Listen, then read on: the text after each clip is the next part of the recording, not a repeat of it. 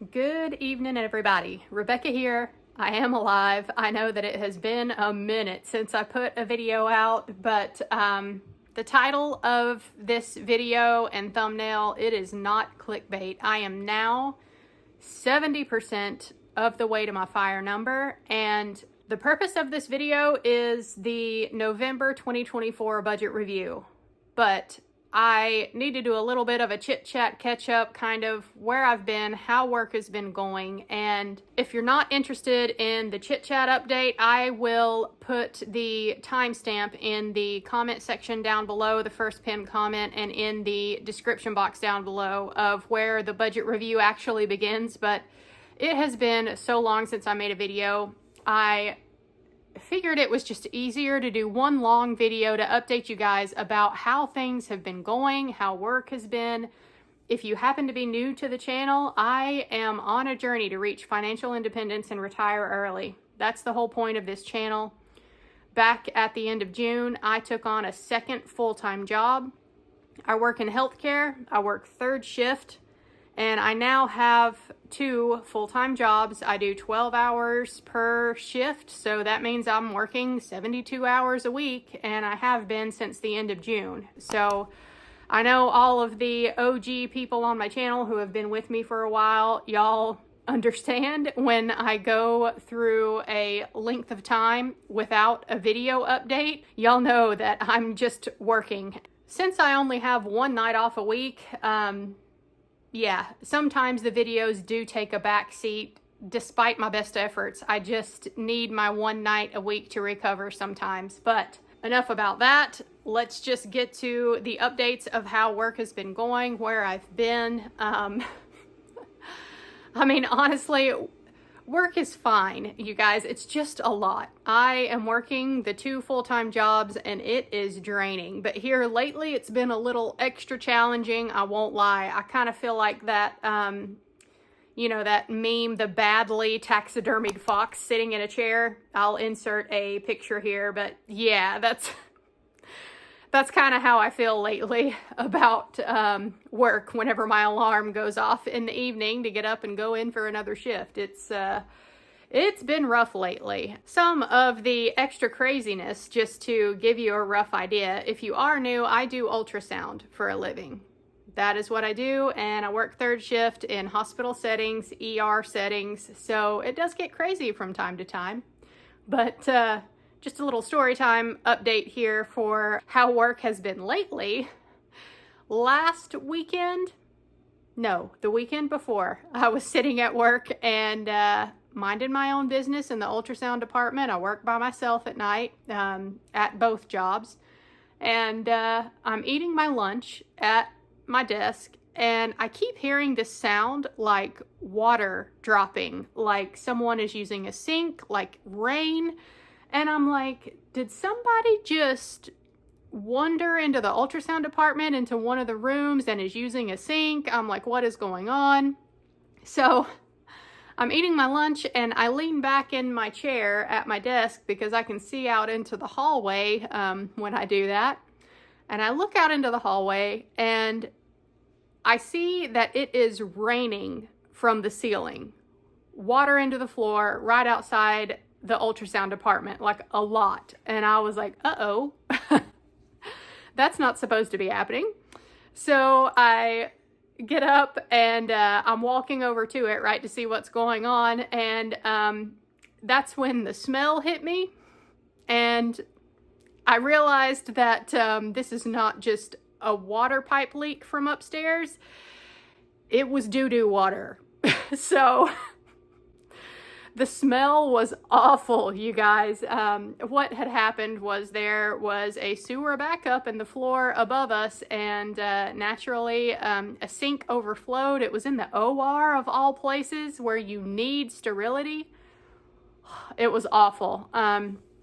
So yeah, they were working on it. Like, by the time people in radiology realized that there was a leak that was coming through the ceiling, people were already aware and they were working on it and fixing it. But still, nonetheless, it was a very stinky night to work that weekend. And that was a Friday night. That was also the Friday night where it was a full moon.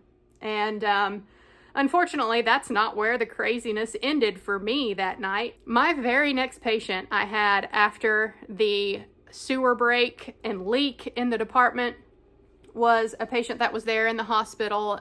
She was there for syncope, which just means fainting, and they didn't know why. So they ordered a carotid ultrasound where we look at the carotid arteries in the neck to see how well the blood flow is getting up to the brain. And, you know, she came down to the department and was very appropriate, chatty, talked to me. Everything seemed fine. I get to, you know, a few pictures in to the study, and I realize that she's moving. I look over at her and she's trying to sit up, and I'm talking to her and nobody is home upstairs. And I'm like, what is going on? And all of a sudden she just goes into a full-blown grand mal seizure. And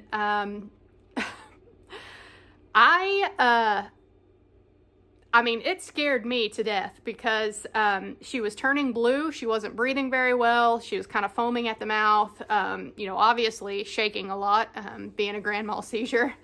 And so I was basically just trying to keep her from injuring herself, from hitting her head or choking, yeah, all of those things. And thankfully, the nurse was the person that had brought her down to me to scan. So I hollered for him to come in. We had to call a rapid response. So everybody in the department that was nearby showed up just to see if there was anything they could do. The rapid response people came, handled everything, but still it shook me up because, I mean, I'm an ultrasound technologist, right? People are stable before they have an ultrasound done. If someone is not stable, then the ultrasound can wait. You know, the nurses and providers will get patients stable before they get to my point. So that kind of shook me up, and that was all in the same night as the sewer main break and full moon. And yeah, it was just crazy that night. Work really drained me that night, and that was only the first night on for that weekend. The next night, Saturday night, when I get up to, no, it was the night after, Sunday night, when I was getting ready to go into work that night, I had another incident here at my house. So, some of y'all will probably laugh at this, but honestly, it was quite traumatizing for me. I was doing my normal routine. I woke up in the evening. I was getting ready to go into work. I pulled my scrubs out of my closet. I was getting ready to get dressed, just standing here in my bedroom in my underwear and bra, and I was getting ready to put on my scrub pants, and I grabbed my pants to put them on, and a giant, I mean a huge, like 3-inch roach fell out of my pants leg, landed on the floor on its back. Thankfully it couldn't get turned over, I guess, because it was so huge. But I panicked internally, but at the same time I was like, here's this giant bug in my bedroom, I need to get rid of it. So I grabbed a fistful of toilet paper, grabbed it, and I flushed it. But y'all, I was so traumatized by that. Yeah, let me just say that my mom can vouch for me down in the comment section, y'all. I do not keep a dirty house, despite having pets like I do, who are constantly thwarting my efforts to keep a clean house. I keep a clean house. So I truly do believe at this point that this roach was just a random occurrence. It found a way inside my house. I have a theory. I do have the return vent for my heating and air conditioning that's in my closet, and it comes up through the floor. I think that it just found a way in through the floor, and that's what the pest control guy thinks too. But yeah, for a while there, I also in my closet have a little hatch to get up into the attic of the house. So I was afraid, you know, like mentally, I was thinking that I have a whole army of roaches that must be living up in my ceiling. And yeah, it was not a good night that night. But long story short, y'all will see this in the budget review once I get to it. But there is going to be a pest control charge from month to month now, because that happened on a Sunday night. I called on the way to work any place that was open, that was willing to come out the next day to treat the house inside and out. I called them and I got a company to come the next day to treat inside the house and outside the house, even though this was probably just an unlucky fluke thing and I don't need to do that. I'm gonna do that. But yeah, I had initially wanted to make a video last Monday, but you know, that's when this pest control company was coming and they needed to get inside the house. So yeah, I had to be awake in the middle of the day. I was exhausted. I mean, Mondays are my only day off, so if I have to be awake for something like that during the day and mess up my sleep schedule, there's just no chance that I'm getting a YouTube video done. Anyway, the reason that was so traumatizing for me, I mean, some of y'all are probably thinking, what, it's just a bug, you know, and it was a random bug at that, so you're fine. I don't think I've ever really talked about on this channel before, but way back in my early days before I discovered fire, this was when I had first started ultrasound school. So it would have been about 14 years ago now at this point. I was still working at my prior job. I was a registered veterinary technologist. It was a good job. I liked it, but when it comes right down to it, it did not pay well. And I knew that if I wanted to be able to support myself and have any kind of living, a decent income to speak of, I needed to go back to school for something else. I had seen so many ultrasounds done on animals that it just piqued my interest, and I looked into it. I realized it was only a 2-year degree. I had already gotten one 2-year degree to be a veterinary technologist. And so I was like, you know what, I can go back to school for this. But unfortunately, I just did not have a lot of money. So that is why I had a bunch of student loans that I ended up needing to pay off in the early days on this channel. I took out a lot of student loans to be able to cover my ultrasound school. And when I first started ultrasound school, because I was so broke and I had other debts going on too, I lived in the absolute cheapest apartment that I could find in Charlotte, North Carolina, which meant that I was not living in a good neighborhood.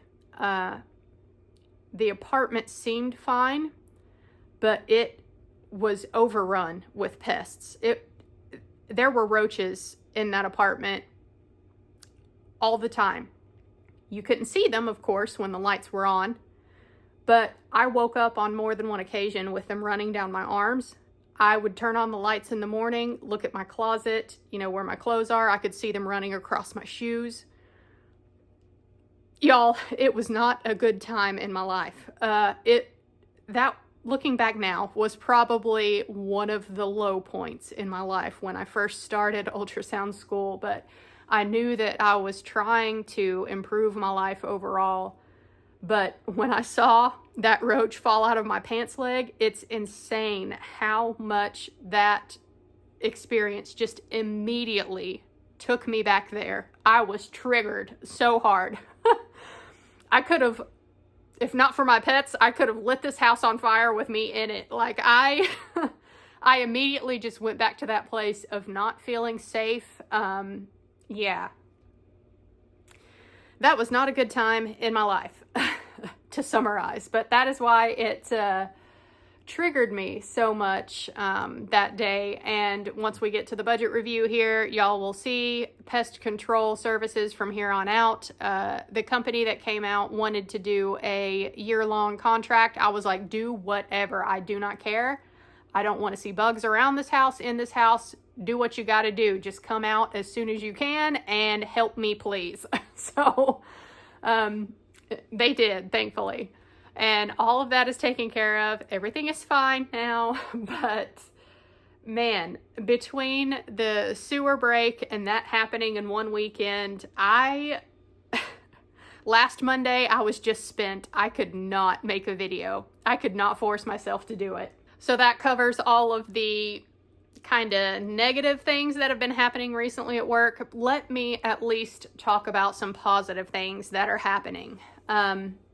So, both jobs, I am gonna get a raise. So, that's good news, obviously. The job that I have had for years now, my primary job that I've been working, they give out annual 2.5% raises. I'm getting just a little bit extra on top of that because my third shift differential is going up a little bit as well.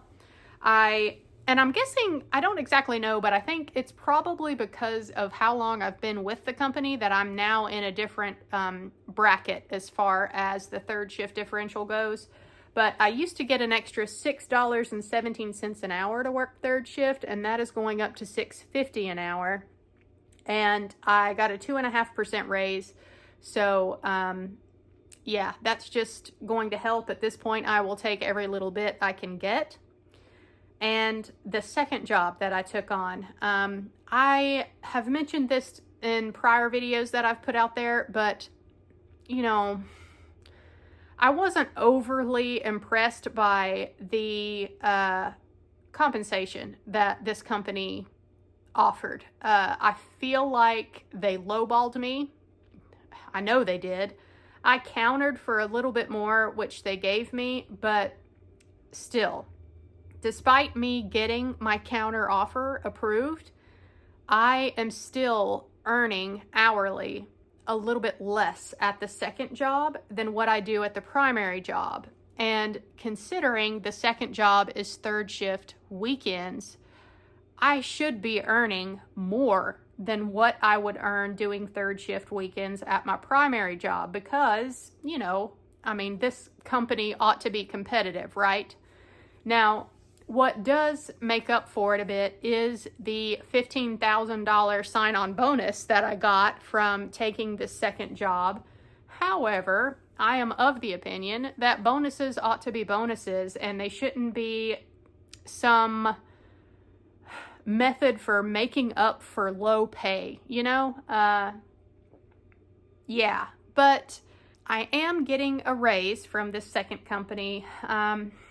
I think it's only going to amount to $1. I'm not 100% clear on that right now, but I do think it's only going to be $1 extra, which still means, considering the raise from the other job, that I am still making less at my second job, taking out the sign-on bonus factor. So, you know, when push comes to shove and I get my full sign-on bonus after 1 year employed at the second job, I am likely going to quit the second job. I'm not going to keep killing myself when the sign-on bonus is out of the picture. You know, I think they really think that offering a sign-on bonus will get people in. People will get comfortable and then they'll just stay. I think that they bargain on that sign-on bonus being able to let them pay people less, thinking that they'll just stay on after the sign-on bonus is gone. And, you know, most people probably do, but I am not going to be one of those people. So after the sign-on bonus is up after 1 year employed, I will likely quit this second job. Being that it's a $15,000 sign-on bonus to work there for 1 year, I did the math on it, and that works out to about $8 extra an hour, considering my shift. So it is worth it for that first year. But yeah, I'm not going to continue to kill myself with 2 full-time jobs after that sign-on bonus period is up. That's just all there is to it. If they're not willing to pay me what I ought to be paid, then I'm going to quit after that year is up. And the whole reason I bring that $1 pay raise up is because I have crossed my 90 days employed at the second job, and I did officially request a raise. And I requested $5 an hour extra. And I feel like that's fair. I talked to my manager who's kind of in charge of that, and I was able to show her the raises that I have from my primary job, what my current compensation is there, what the shift differential is there, so they can see that I'm not being unreasonable in my request. But I don't think I'm going to get any more than that extra $1. So yeah, that's not going to cut it for me come 1 year when my sign-on bonus is up. I think that generally covers it for life updates for the month of November and where I've been. Let's go ahead and take a look at the November budget review. I am also going to make a portfolio update for my channel members after I get through making this video, because oh my God, do I have a portfolio update for you guys. November has just been a hell of a month, and I mean that in both a good way with the portfolio and a bad way. All of the things that I just talked about that happened earlier in the month. But yeah, November has been crazy, and I do need to do a portfolio update for you guys because there is a reason that I've had so much growth lately. Don't get me wrong, me working 2 jobs is also helping for sure. But yeah, I'll film that video after this one. That's enough about that. Let's hop into the November budget review.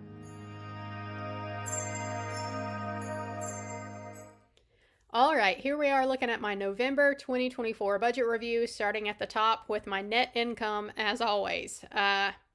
Working the 2 jobs like I have means that I have a lot of income to work with every month. Y'all can see that I had some extra on my second paychecks for the month. That is because for my primary job that I've had for years, I had initially planned on taking a week off just to give myself a little bit of a break.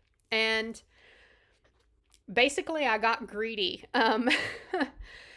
My second job that I took on, they are utilizing ultrasound travelers to fill in their need for a 3rd shift ultrasound tech during the week. And they had a gap between when the traveler they had left and when the new traveler was coming on. And it just so happened that the gap was during that week that I took off from my primary job.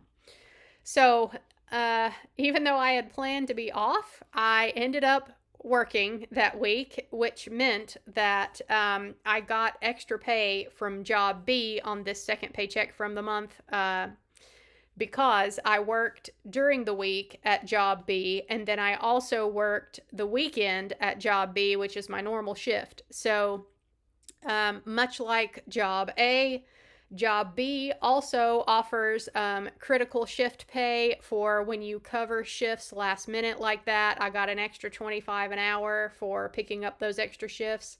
I also got overtime. I also got my, 3rd shift differential, all of that stuff. So I estimated, my normal paychecks from job B are about $2,300 a paycheck. But I thought maybe I would get $3,300, and that ended up being about right, because when I actually did get paid, that paycheck amounted to $3,470.49. So yeah, and then I still obviously got a paycheck from job A because I did use my paid time off hours to cover for that week that I was off, quote unquote. And when I do take time off from my job A, because I'm a 3rd shift worker, I do get to use extra hours per shift to make up for the shift differential. So I normally work a 12-hour shift. When I use paid time off to cover a shift, I can cash out up to 16 hours per shift. So that's what I did. And that's why my second paycheck for job A is also a little bit more than what it usually is. Usually I'm about $2,350 for job A, and my second paycheck came in just over $2,500. So that little bit extra there for cashing out a few extra hours for that vacation that I didn't actually take. Anyway, all of that to say that even for working a, 2 full-time jobs like I am, the income this month was still more than what it would usually be for working 2 full-time jobs. So I budgeted that I would get about $10,500 for the month, and I actually got $10,850.35. So that's a lot of income. This AdSense here is my YouTube payout. I did get a YouTube payout this month. I barely met my $100 threshold to get a payout. I keep track of how much I earn from different categories out here in column H. Y'all can see my year-to-date total income from YouTube is $930. So yes, I have a membership on this channel. I have been accused of using that as a money grab before. This is everything that I have received from YouTube for this entire year so far, y'all. YouTube, I do it because I like it. This is not a career for me. My only hope with this channel is that I can inspire some other people out there to pursue financial independence and retire early if that's what they feel called to do. I am just out here proving that you can do it if you set your mind to it. So yeah, I did also get a small tip on Ko-Fi, which is where I have all of these spreadsheets that I use available as a free download. That is in the description box down below if you're interested. You can download the spreadsheets there. You do not have to pay me for them, but every once in a while I do get a tip on Ko-Fi. And Ko-Fi does not take a fee, but they pay you out through PayPal, and PayPal does. So I got a $5 tip on Ko-Fi, and it ended up being $4.01 that came to me. So yeah, I hope that whoever you are out there, I don't know if you want to be named or not, but I hope you're enjoying these spreadsheets and they're helping you achieve your financial goals. So another big milestone before we move on to the bills and spending section is y'all can see over here my year-to-date totals. I do like to keep track of everything net income that I have had pass through my hands this year. It's kind of nice to cross that 6-figure mark.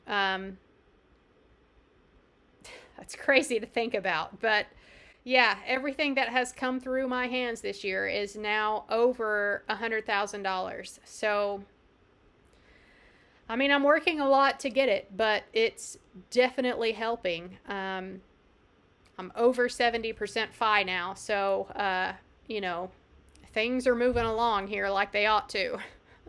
Looking at my bills and spending section, starting at the top, like always, my mortgage payment is $820 like usual.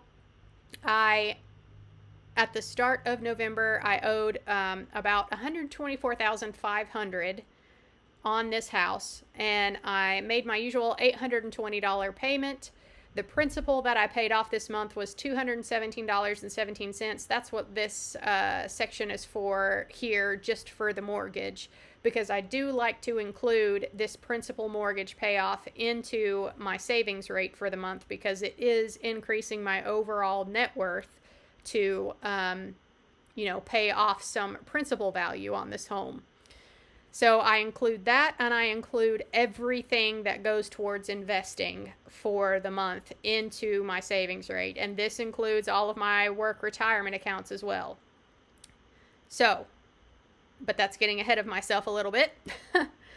Looking at the utilities for the month, I budgeted $125 and I came in at $120.37. Pretty good there. Internet, $70.25 like always from AT&T, but I do actually have an update there for y'all. Oh my gosh. I have been waiting for over a year now for my fiber internet to be finished in the area. It's being installed everywhere around my area. And they've been working on it for a long time, and they keep saying coming soon, coming soon, coming soon. Well, I finally got a phone call from this company recently. I did not reach out to them. They called me. and said that it's going to be about another 3 weeks and they think everything will be finished. So yay for that. I can actually get some decent internet to upload these videos. Not only that, but it's going to be cheaper as well. It's supposed to be about $55 a month, not $70 a month for the crap that I currently have. Anyway, moving on from there, gas and car wash for the month. I budgeted $100, and I don't think you can cut it any closer than what I did this month. I came in at $99.84 for the month. Food and household, I budget $1,000 because of the very expensive Cook Unity meal service delivery that I use. It's expensive because I use so much. I get 12 meals a week delivered because I work 6 nights a week. I take 2 meals per night to work. That way I don't have to meal prep on my one night off when I have to do everything else around the house to keep this place in order. So yeah, to me, it's worth it. I budgeted $1,000 and I came in a little bit over at $1,090.51. While I'm working 2 jobs, I just am not focused at all on what that food and household budget is. When I need something, I get it. That's all there is to it. Yard care, it is finally getting a little bit cooler around here. So the grass quit growing as quickly as it was. So my neighbor is not having to come and cut grass for me as much as he usually does. I budget $150 a month for yard care, but I only spent $50 this month. And I gave him a little bit extra this time because he did also trim my hedges and do some weed eating. And yeah, he did some extra, so I gave him some extra. Pest control, $160. I am not sure if it's going to be $160 going forward from here for the year-long contract. They're coming out once a month to treat the outside of my house. I'm not exactly sure how much it's going to be, but I don't really care. If you listen to the first half of this video, you know what I'm talking about, and they can charge me whatever they want. I don't care. So $160 for that, and whatever it is going forward is just going to be what it is going forward. I will say one thing they pointed out to me when they came to treat the house this month, the vents, I have a crawl space underneath my house. The vents that are outside my house have never fit well. They've always been loose, and the actual vents to close, if you have a crawl space, you probably know what I'm talking about, but the vents have like flaps in there that you can open and close. My vents for this house did not have that. There were vents, but I mean, basically all they were good for was keeping out larger animals. And they didn't fit well. A few of them were broken in some corners and things. So the pest control service basically said that it would help if I replaced those and actually got some vents in there that could close, that fit better. They were willing to replace them for me. They also said it would help control the moisture underneath the house, which might be attracting some pests underneath the house. So I was like, do it, whatever needs to be done to keep the bugs away and to encourage them to stay away from my house. Do it. So just do it! So, they did actually come out today. Thankfully, I did not have to wake up for them to work on the house since everything was outside. But they came today to replace all of the vents around the crawl space of my house, and that is going to be $600. They already charged me for it, so that's going to be on the December budget. Anyway, that's just looking ahead to December. But $600 to replace all of the vents around my crawl space, and probably something extra, whatever they end up charging me monthly to come treat the outside of my house.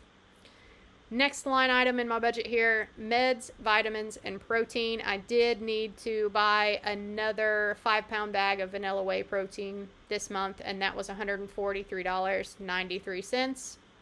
So far for the year, for all of these supplements and medications, I like to keep track what I'm spending. I've spent just over $1,000. It is a significant expense, but it's just necessary for me. And lastly here, personal and miscellaneous. I know that this is amounting to a significant amount of money as the year goes on here, but I knew it was going to. I am doing a lot of big purchases for our new house in Sweden, and there's just a lot of things that I want that I've been buying, but some of this is personal spending as well. I make notes out here so I can remember what I buy, and this month 500 of this, actually $460 of this, was fixing my refrigerator that broke again. Annoying, but gotta have a fridge. So $460 for that to fix it. $20 went to someone at job A. They are leaving soon to go on maternity leave, and we all contributed for a baby shower gift for her. I did get some different earrings, waiting on those to come in. I did buy for the new house a automatic, like a mop and vacuum robot to go around to keep the house clean. I invested in one of those here, and I do call it an investment because, man, that is a time saver. It does a good job. I love it. I got a different brand for the house in Sweden because I couldn't get the same one that I use here. They don't deliver to Sweden, so hopefully this new one will be just as good. But that was about $1,000 there. However, worth it. I love those things. And then last month I bought a TV for the new house. So this month I got myself a sound bar and a subwoofer to use with that new TV, because I have one now for the TV that I have here, and honestly it is a night and day difference when you have like good sound quality with a good TV. So yeah, I spent, I think it was like $160, $180 for that. But yeah, all of that together ended up adding up to a pretty significant amount this month that I spent for just personal and miscellaneous things.